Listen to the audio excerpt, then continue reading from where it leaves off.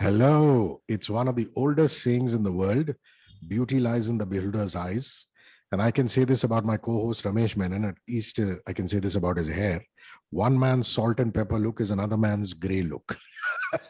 Absolutely, Rishi. To continue with our joke about your weight and so on. It's not the right thing to say, but you bring it up every time. Your mother would probably say that you are healthy. Some of us would call you overweight. True that, Ramesh. I mean, it's all a matter of perspective, isn't it? Even if it's a mother's perspective. And you do know that the beauty business is going through the roof. And that's why we're talking beauty. Good Glam became India's first beauty unicorn with a 1.1 billion valuation. And today we're very proud to have on the show the lady who's heading it. Yeah, she's now heading South Asia's largest D2C beauty house of brands that brings together content, social innovation, and fast-growing beauty and personal care, and the baby care products too, powered by the group's ecosystem of content and creator assets. Please welcome Sukhleen Aneja, CEO of the Fmcg and beauty business at Good Glam. Hi, Sukhleen. Nice to meet you. Hope all well. Very well. It's a pleasure for me to be amongst your company and great to catch up with you, Ramesh and Rishikesh. Great. So, Clean, let's start with you telling us what are the brands that come under the Good Glam Group umbrella? If you could name all the beauty and personal care brands, and in beauty and personal care, we'll come to the influencer and digital audience later. Under beauty and personal care, what each one is known for, that would be great. Right, wonderful. So the entire Good Glam group started with the founder, Darpan, who had built MyGlam. So MyGlam is a formidable cosmetic brand. It's a makeup and skincare brand, and with a huge ambition of being at least amongst the top 5 players in India. Aside from MyGlam, we have a business in personal care, dominating skin and hair. So we have brands like Momsco, which is where the ambition is clearly to be the first brand of choice for mom and baby. We have Baby Chakra, which is a new brand that we are creating, given the fact that we have a fantastic platform of parenting, which already exists.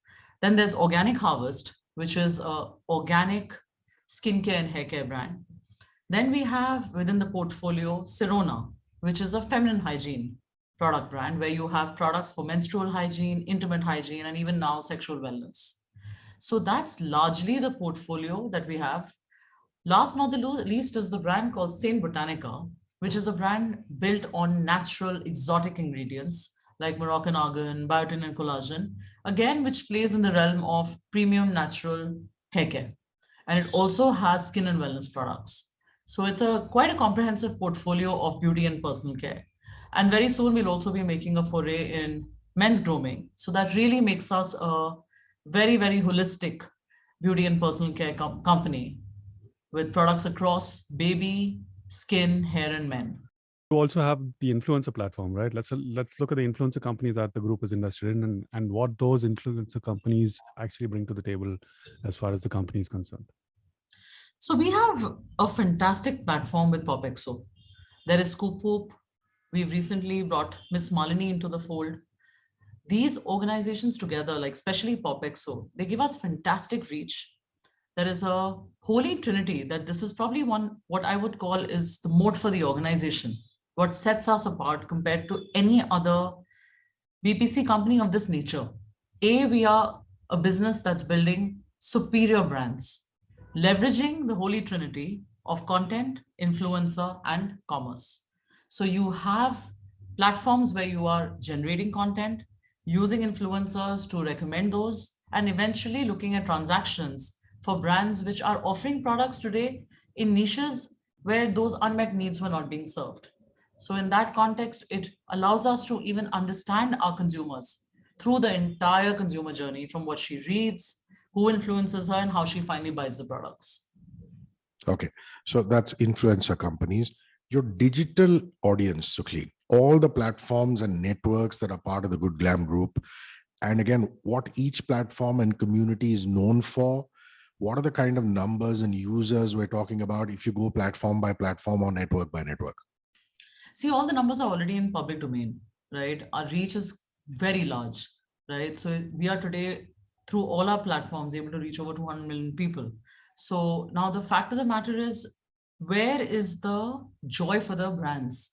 The joy really is in our ability to be able to understand our audiences, which is where having digitally native brands where you understand their full consumer funnel online actually allows you to understand your consumer from what she browses, what she searches, and especially when no one's watching her. And then how do we serve those unmet needs through the brands and products that we create? The second opportunity for us really is to actually scale these businesses in omni-channel, where we have the opportunity of now taking some of these brands to offline, because fundamentally consumers transact both offline and online. And brands are really built when you are actually able to perverse through the entire ecosystem. So I think to that extent, the massive opportunity ahead of us is to create the Unilever for this century, and a company that is built on digital assets first, with tech at the heart of it and consumers at the heart of it. So what doesn't change is our desire to create superior brands and sell amazing products. But what changes is how we transact with consumers and how intimately do we know them, keeping tech at the heart of it. Yeah, building the next Unilever, I like that. I believe Inshallah. there's also social consciousness to the good in the good Glam group, especially as regards your beauty products and also the content that you create through your content creators, right? Tell us about that. So, in fact, the social consciousness that you're talking of is with respect to the products that we make.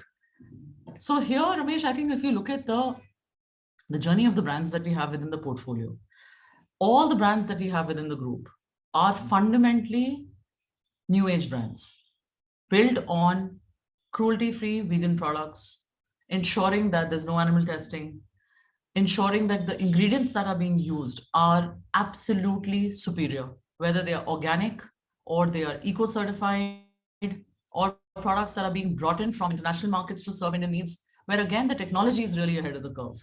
So to that extent, across the product range, you will find this is one common thread that runs across, from buying Manish Malhotra makeup to buying Organic Harvest or the Mom's Co. That's the one thing that the brand promises and the group promises across the range. And I think that's the need of the hour as well. You know, it's important that newer brands embrace what needs to be the future, right? Because it's a lot harder for traditional brands to evolve, but newer brands can always begin their journey, ensuring that we take all the trends for the future into consideration. True. There's no baggage, as it were. Okay, let's Right. take a look at your own investors. Who are the marquee equity investors, Sukhleen, who are backing the Good Glam Group? So we are very privileged to have a very, very impressive lineup of investors. And I think it's a big stamp of their faith in the organization, as well as their guidance is very, very helpful as you grow the organization. So we have Amazon, Bessemer, Warburg Pincus, Naspers, the L'Occitane Group, Wipro. They've been all very, very key partners. Accel, Ascent. I think the lineup is a large lineup of investors who are helping us build this business, not just as value investors, but also as thought leaders. Great, fabulous. That's a fabulous lineup.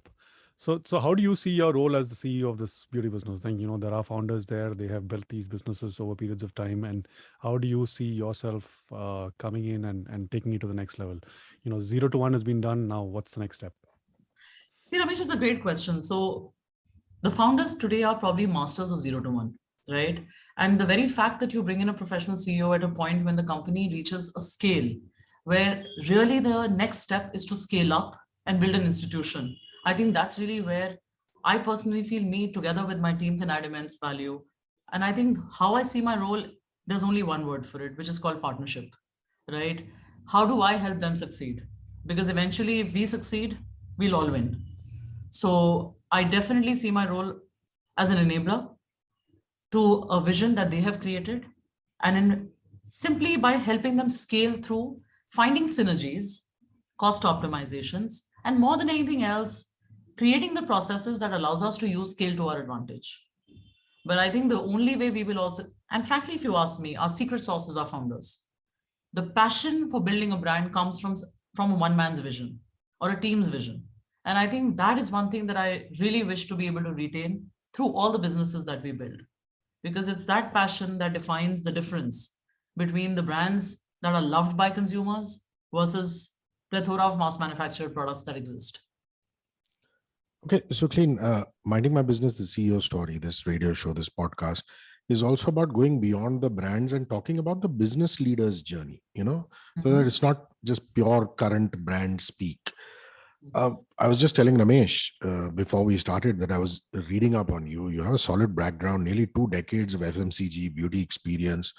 Let's talk about your most recent role, which is leading market operations for Reckitt's hygiene portfolio across South Asia. I believe you were the force behind many award-winning campaigns. Could you kind of talk us through those campaigns and also your learnings in that role?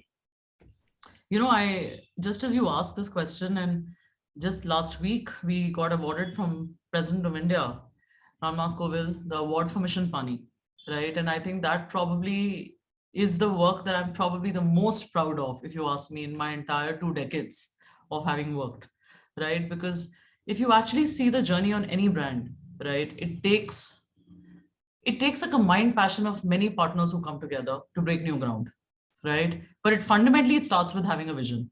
Otherwise, either you can continue to drive incrementality, but the only way you're able to drive exponential growth or create a new vision is when you're at least willing to accept that let's break new ground, right? Which of course entails taking risks. Sometimes those risks are very rewarding and sometimes they're not. But I think what is always rewarding is the learning through the process, right? So if I look at my last stint, I think the work that we did perhaps on Harpic is the work again, although a large part of my career was in beauty and personal care, it's the first time I'd handled home and hygiene. But I can say in the last 4 years, it was heartening to see the way we built Harpic. It was absolute serendipity when Prime Minister of India in 2015 gave the clarion call for building 100 million new toilets in India. The very fact that that kind of investment had come to India from World Bank, probably the largest the world has ever seen on a sanitation project in any country. How do manufacturers of products actually take that as an opportunity to partner with the government to be able to drive the sanitation agenda? And I think the consumer insight that was extremely pertinent in that is that irrespective of infrastructure, unless there is a change in habit, you don't see category adoption. And a prime example of that is Bangladesh, a neighboring country of ours, where 25 years ago, they had eradicated open defecation, while we were still struggling with it, right? Despite the toilets being constructed, you still saw many people defecating in the open, right? And I think a large part of that is habit formation. And unless we spend a significant amount of our effort in creating the habits, behavior change doesn't happen. And product adoption is a small subset of that. So I think if I see in the last 4 years, the work that I am immensely proud of is on Harpic, the way through our multi-campaign approach, we had driven, number one, the objective of being able to educate consumers on superiority of the product versus the generics that they were using. But I think the game changer was really the campaign that we did for rural India, where we saw the penetration over 4 years jump from nearly 5% to 25% of India, which for a country of our size, where 2/3 of the households in India are all in rural, right? If you look at the 300 million households in India, nearly 200 million of those are sitting in rural India. It's a huge delta shift. And one of the ways in which we were able to do that was to use thought leaders within the community, which is either a bride, a teacher, a journalist, as our vehicles for helping them embrace new habits. Because this is not a passed down habit that many of us in rural India have embraced from our parents up to now, right? So when you have to seed a new habit, it requires a lot of change in cultural decoding. And I think that kind of work, when you're able to go down into the heartland of the country and see product adoption, then you realize you're really starting to shift the needle on mindsets. Because just the fact that you use a product that is a germ killing product in a place like, in a category where there is a high incidence of germs which are there, the fact that you're using and embracing a product which is antibacterial allows you to also prevent diseases, improve health within a community, and improve the overall impact. But just adoption of one product can have that kind of cascading effect, but if seeded right.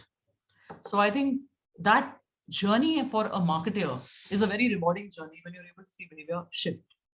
And that's how it had been for me. Fabulous. I mean, that's something really we're all really proud of, and we love those campaigns. You also mentioned people and partnering with your teams and founders and so on.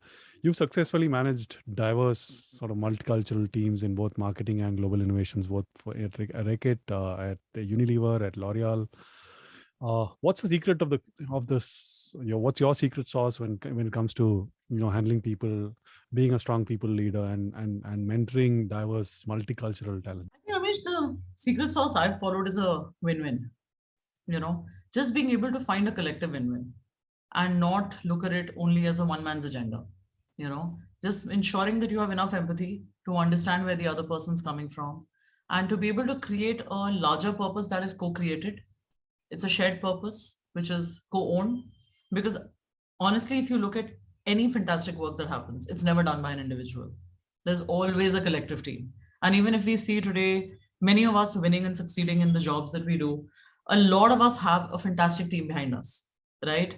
And unless you are someone who's passionate about building those teams and ensuring that everybody in that process wins, it's very difficult to drive collaboration. So how do you really find a story that can be co-owned collectively, where glory is for everyone and where there's a win-win for everyone, while being empathetic on things which are genuine challenges for the stakeholders involved, right? As long as those two variables are kept in mind, you can see a lot of collaboration happen. At a peer level, at a agency level, at a stakeholder level, it's truly about building partnerships.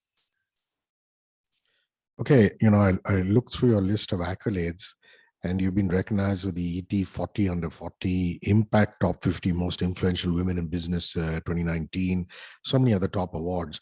As a woman at the helm of creating strong and iconic digital-first brands, my question to you is, does it feel empowering? And most importantly, has the glass ceiling truly been shattered, Sukhleen? Talk about being a woman achiever in business and challenges, if there are any. I think all of us would be probably shattering that glass ceiling every day, right? And that journey never stops. It is something that all of us would continue to do. I think it's been a humbling experience to have had an opportunity to have collaborated with some amazing leaders, who've added immensely to my own personal journey. Was it easy or difficult? I would say every day there is some struggle or the other that you have to learn to deal with, because the truth is, today I took up this assignment, in December, coming out of my maternity leave, right? I'd become a mom of two. So today, if you ask me, my single biggest challenge as a mother of twins who are not even 1 year old, is to actually be able to say, how do you juggle two responsibilities and do justice to both? So I think as you grow in your career, there are challenges that are there within the organizations where you're trying to find a space for yourself. And then there are also going to be challenges which most women leaders will face as they grow in their careers, when personal priorities are also priorities that require a lot of balancing, right? And I think in that journey, I would say I've been immensely lucky and grateful to all the leaders who worked with me, to have given me the space to grow while supporting me in areas and times when I needed it. And that's precisely where I feel I just wish many, many, many of us have that opportunity and we can do the same for others. Because at different points of time, women do have more priorities to juggle than our male counterparts, right? And I think in those times, the very fact that you have support that comes through, whether it's with respect to flexibility or policies that enable you to take time off, I think some of those things definitely make it easier. And I can say this truthfully, right? Like if I look at today, having joined a startup post-COVID, in the post-COVID world, right? And not just a startup, I'm saying today across organizations in the post-COVID world, somewhere that obsession for presenteeism has gone down. There's a lot more trust that has been built, because eventually people are saying if work is happening, it doesn't really matter where you're working from, right? People are today raising funds sitting in Singapore, sitting in Dubai, and yet the business is built in India. So I think a lot of that insecurity that existed in the past has actually gone away in the post-COVID world, because people have also experienced, and I'm saying this across, that virtual work does happen and happens brilliantly, but does not mean that you take away the importance of physically meeting people. But today the flexibility is probably enabling a lot of women to be able to juggle multiple hats, and in that context, I think I've been pretty fortunate to have had supportive organizations and supportive leaders who've helped me in my career.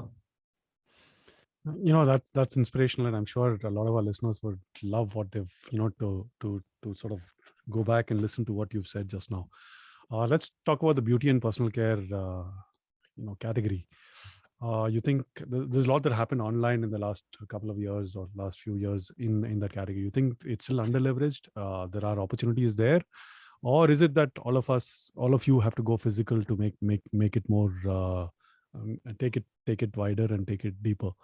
And what's your strategy going to be in terms of the digital and content ecosystem to support this?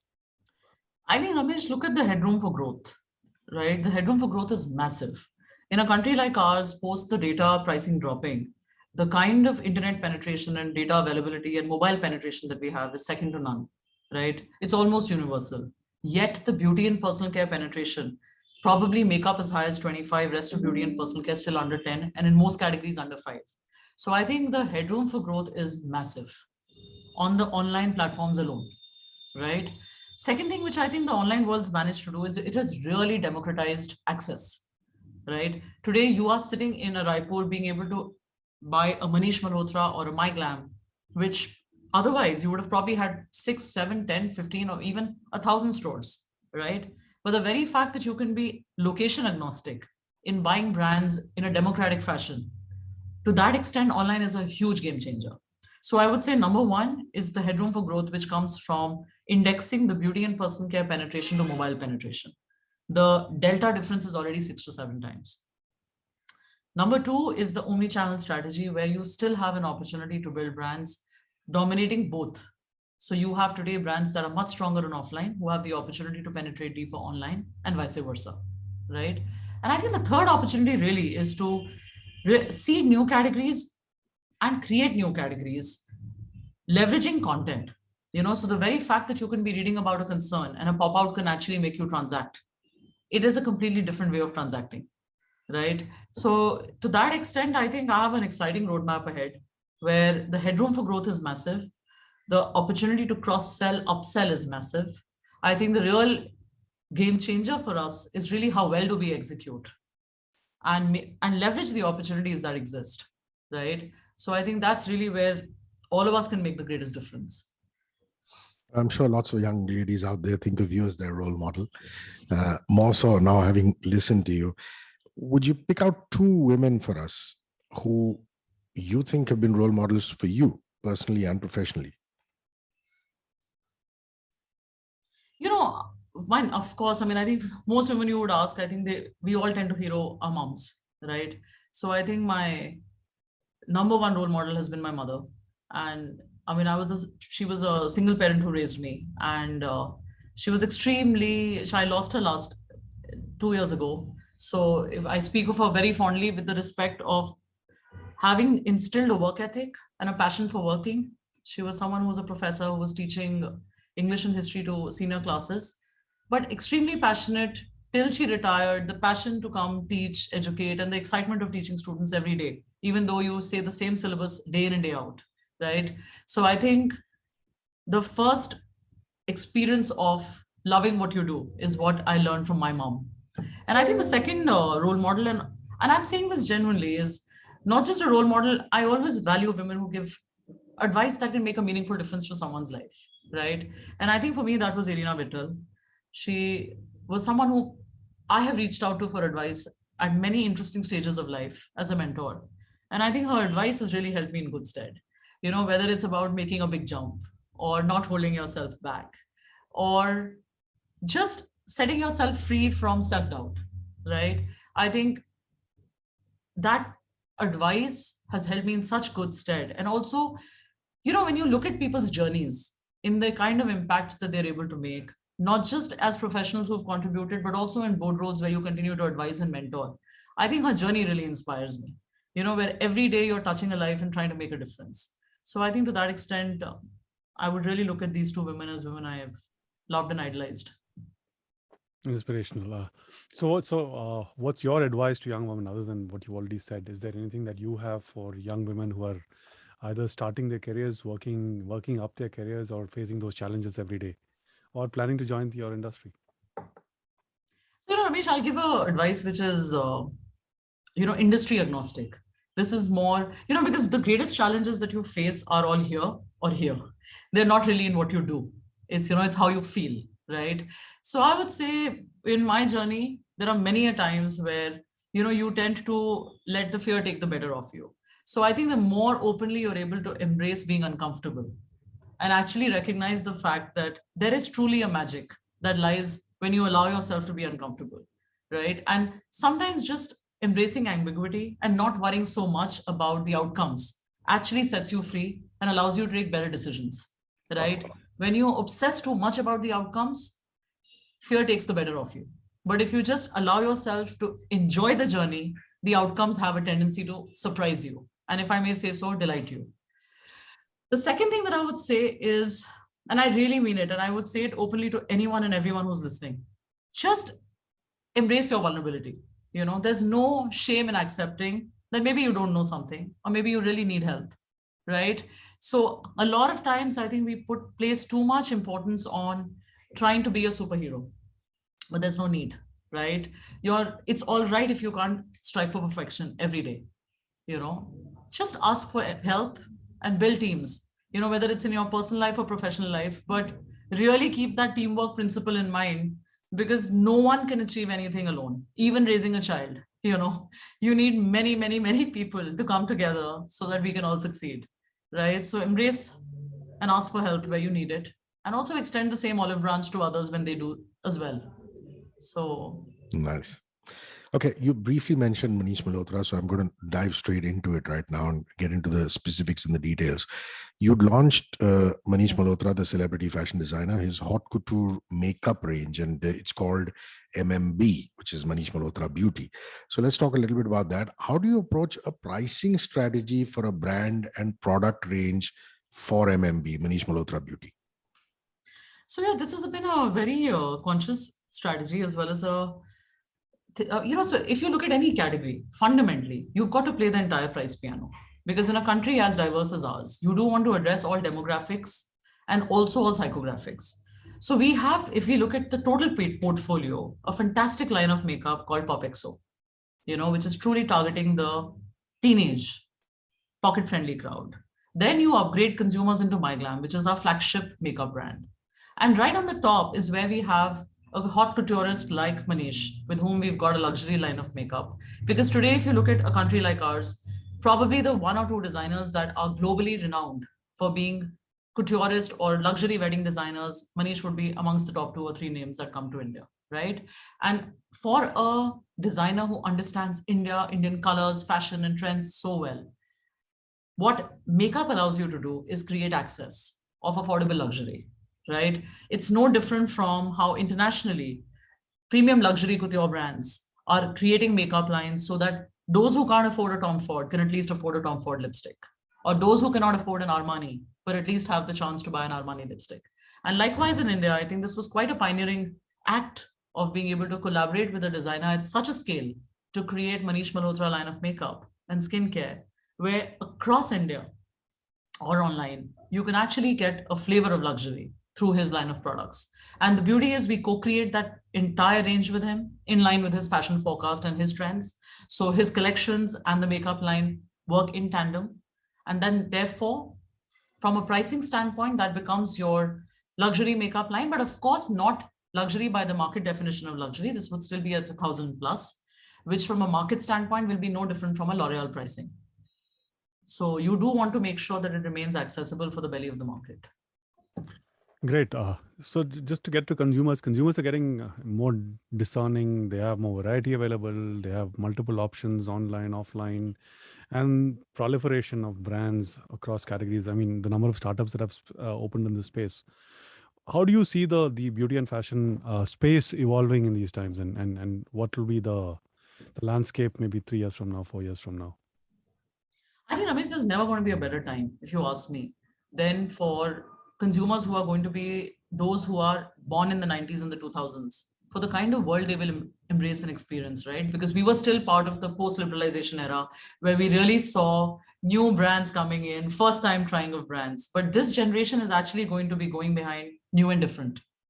No two people will be seen using the same brands. So I think in the coming era, I think this is probably the best time for SMEs in fashion to create their own lines. I think what Instagram has been able to do is to allow so many new businesses to be built by just posting a picture, right? So from a fashion perspective, this is going to be an explosion of choice, right? When I look at beauty and personal care again, I think there is a large amount of consumers who today want to experiment and give new brands a chance, right? And I think the big difference in how we are interacting with brands as well is to say all of us are different and we gravitate towards some things more than others, right? Hence, what will actually get consumers to have loyalty are fantastic products. Because eventually, what you recommend to a friend is a product experience that was wow, right? And brands eventually just make it easier for you to purchase. So I think there's going to be an explosion of choice, many new brands and many new age brands being built. And I think in that context, it's going to put a lot of pressure on traditional brands to continue to stay contemporary. But if you look at the opportunity, I think that it throws open an immensely large opportunity for entrepreneurs today to be able to serve niches, which was something today a large manufacturer was never thinking of doing, right? When you would look at a niche and you'd say, oh, the size and scale is not good enough for us to pursue. And today, when an entrepreneur looks at it and says, wow, he's never going to pursue it, I'm going to jump at it. So I think it creates a landscape of choice that never existed before. Okay, I'm just going to come back to that Manish Malhotra beauty thing because there is something that intrigues me. So allow me to. Yeah. In an area where the focus, Sukhleen, is more on social media, OTT platforms, what made you launch a TVC for Manish Malhotra Beauty? What was the reason or the inspiration behind it? I think the biggest reason was to also democratize access of the makeup line itself, right? See, I'll tell you the biggest reason why any makeup brand does larger than life advertising. And I'm not only speaking for Manish. Even when you'll see extreme luxury brands abroad, you will see a Lancome being advertised on TV or on large billboards because beauty builds aspiration. Aspiration typically is difficult to be built on a small real estate. You do want to build looks, colors, fashion, and be able to show on a large screen how aspiration is being created, right? So in that context, it may seem very counterintuitive for us to be able to put an expensive Manish Malhotra makeup line, but the kind of equity and halo it has on the My Glam portfolio is massive. Second thing that it does for us is also be able to demonstrate to consumers, because see, Manish Malhotra by itself is a large brand, right? But makeup within that is a subset. So it is important for consumers to know that Manish does have a makeup line, which today many people can access. And you know, the other big driver for us when we started on this journey is also who's buying us. The very fact that there is so much demand that comes from tier 2, tier 3 India, it is an opportunity to be leveraged the moment you actually go on mass media, right? And it is fundamentally a My Glam brand. So all the daughter brands fundamentally nourish the mother brand, which is My Glam. So that was really the intent behind giving this a shot. Let me ask you a little, something a little more controversial. You know, all of us have gone through these careers where, you know, you spend 10, 20 years building your career through sales, marketing, and so on. This is a traditional way of doing it, right? And then there are a lot of these people who are suddenly becoming business leaders at a very young age.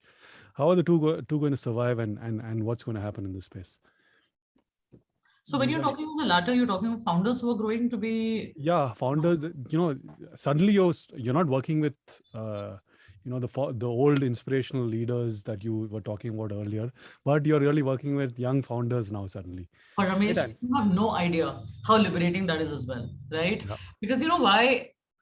I think there is a certain excitement and exuberance of youth, right? Where the risk appetite is much larger, the audacity is much more, right? So if I look at my initial phase of my career, huge gratitude to the learning, but there the entire impetus was to build institutions. A Hindustan Lever, a Tata's, they're all institutions. Today, when you work with young founders, they're all working with an insurgent mindset. They're looking for niches. They're looking for aggressive growths. They have audacity that I've never experienced before. So if you ask me, what blows my mind with working with founders across is the audacity of thinking, right? So if I even look at my own team internally, from a Darpan to a Malika to a Deep, all the founders who we're working with, my own boss, right? I think it excites you the moment someone is able to put such a tall task, right? Where you're like, whoa, can that even happen? And then you're like, why not? And guess what? It actually happens. And then you know what? The beauty is people sometimes will tell you that don't ask me how, but it'll just happen. And guess what? It does. Because there is a collective passion of so many people who believe in the goal, and are not wedded to getting overwhelmed by it, but are actually excited about saying, oh boy, we can do this. But that's where I would tell you, Ramesh, there is a different fabric of the startup crowd, which is very different from the fabric of a traditional company crowd, right? I would say a slice of population is able to make that switch because you have to come with the mindset of a late stage founder. But there is a founder's mentality. So, like how Jim Allen says that there is truly an insurgent mindset. There is a founder's mentality, which forces you to say, I can actually sweep the floor and be the CEO, but I can do it all. I will do what needs to be done. I'll fit the nuts and bolts, but we've got to make the machinery run because there's no shame, right? It's a very different mindset from sitting in a meeting and saying, okay, guys, show me your plan, and I think it's also liberating, if you ask me. I think the audacity of the vision is very, very empowering. And it's a different flavor of an ice cream. Yeah, you cannot compare the two, right? So you've got to probably experience both. You do need to try different flavors and cherish them for what they're worth. It's like Nice never answer. compare two marriages, right? They're both distinct and both good marriages. So that's I what like the analogies. So let's not look too much in the future. Let's just look at this year, which is 2022. What to you are going to be key trends in 2022 in beauty as a category? I would say three big trends for us to focus on, and probably trends that I guess everyone's looking at. Number one, if you see around yourself, there's clearly a trend in the post-COVID world towards minimalism, right? Where people are genuinely wanting to embrace less is more, right? Whether it's with their skincare rituals, life, wanting to bring in simplicity. So clearly there is a large trend around there. Second is, I think in the post-COVID world, how we shop and transact has taken a big shift.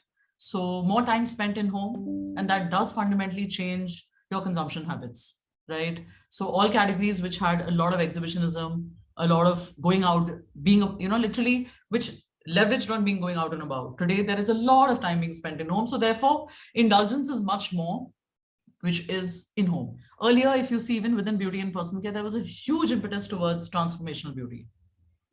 In the post-COVID world, I would say one big change is people are really seeking to change from within. They are trying to embrace slow, gradual, but lasting. And I think that itself is quite a big shift as well. Then overall, if you see, it's holistic wellness, which is a big theme that's coming in as well, where you do want to see the overall impact on yourself.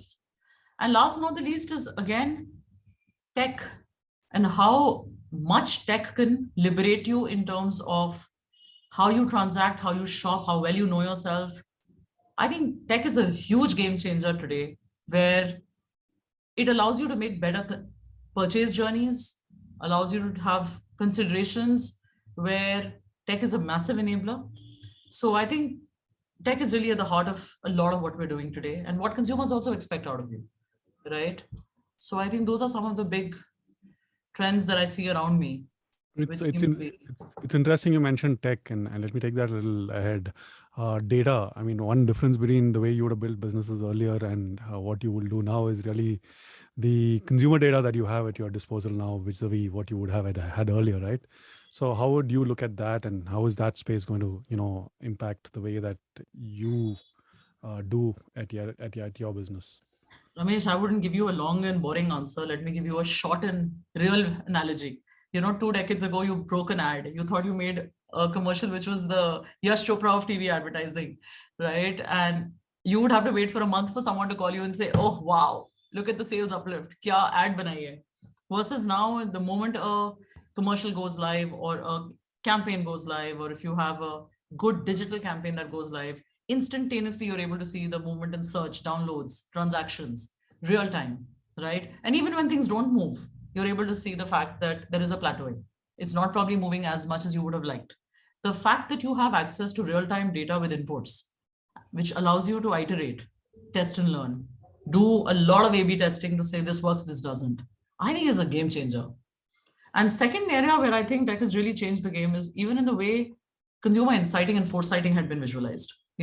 From going in the past to sitting with a bunch of people and asking them, what do you think? And then hearing a group echo a point of view, versus really reading the search data where a consumer is actually searching for a problem that she's not discussing, but it probably is closeted, right? So you really get intimate with consumers in a way that you never have. So you are able to capitalize on rising trends. You're able to capitalize on problems that they're seeking, which they're probably not verbalizing.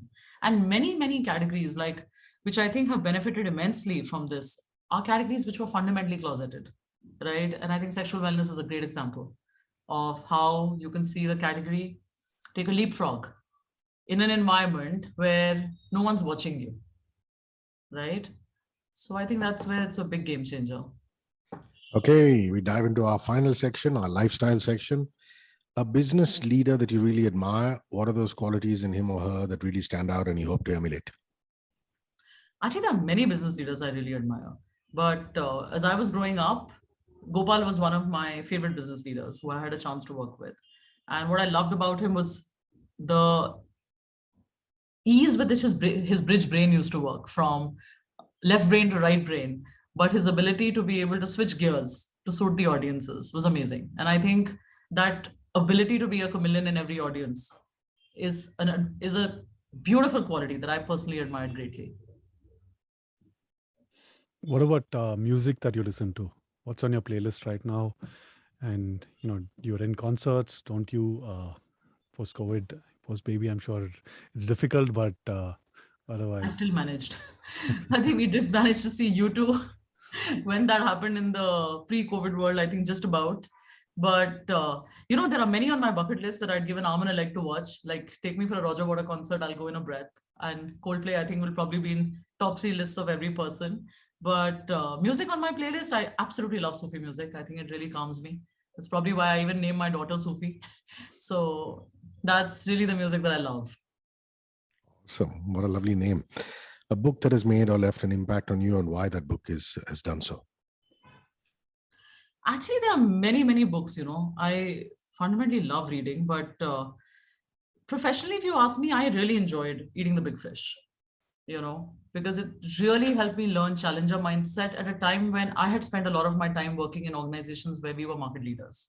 So just to be able to embrace a new thinking was interesting. I think the other book, which is another book that I cherish a lot, is Founder's Mentality. I think the fact that it teaches you to embrace a mindset of insurgents is something that I, again, cherished a lot. And last not the least, I think The Little Prince. I love it, even today, because it always makes me have a twinkle in my eye when I read it. Antoine Saint-Exupéry. Yes. So it's quite timeless. Okay, sport that you follow, or your favorite player in the sport, if you have. Sport that I follow, amongst the spectator sports, I would say tennis is a sport that I've had the privilege of watching thanks to my stint in L'Oréal in Paris. So I did see the Roland Garros up close and personal. So that was quite a privilege. And I think from a sportsman lens, I think I'm a diehard Nadal fan, because I love his indomitable spirit. And whether it's him or it's Djokovic, I think I love their energy, I love their spirit. But I think, to be honest, anyone who loves tennis cannot not love Federer. So I think it's that holy trinity. On a different day, you love a different guy, but all three of them are like probably the best tennis players this generation's ever going to see. So lovely. Definitely love watching them. Your favorite vacation spot and why you love going there? I was really fortunate, to have had the chance to go to LATAM before we embraced parenthood, right? Because it's as far as it gets. So I personally loved Colombia, and I love the spirit, the energy, the happiness, and just the joy of being in that place. I in fact, not just Colombia, I really enjoyed all of LATAM that I experienced between Peru, Bolivia, Colombia. But that is a continent that I genuinely feel has a happiness quotient, and people up in the bubble, despite not having so much, that may seem very obvious. It really is a charming place to be. If you had to invite 2 famous people to dinner, who would they be? One would be Michelle Obama. I really, I'm a fan of hers, and that's another book, Becoming, which I really loved, so I would love to have her. And the other person you may find intriguing would be actually Priyanka Chopra, another firecracker of a woman who I absolutely love for her journey, so clearly both women, but both the women who are as different as it gets, but have the commonality of being quite barrier busting in their own journeys.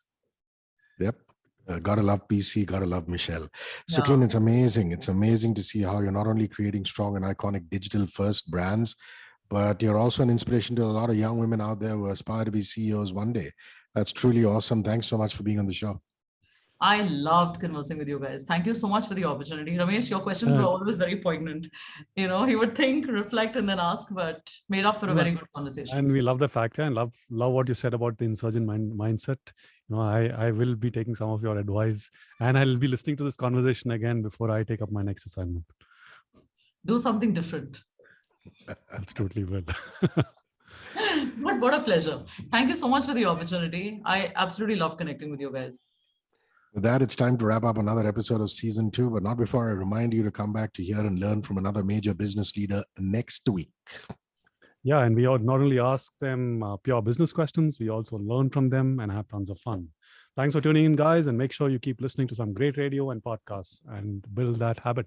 Minding My Business, the CEO story, shall be back with another captain of the industry who's been a path breaker. Remember, you can catch us on 94.3 Radio 1 on FM radio and on HT Smartcast in podcast form over all major streaming platforms. This is a Radio 1 production. So till next week, it's bye from me, Hrishi K. And me, Ramesh Menon. See you soon.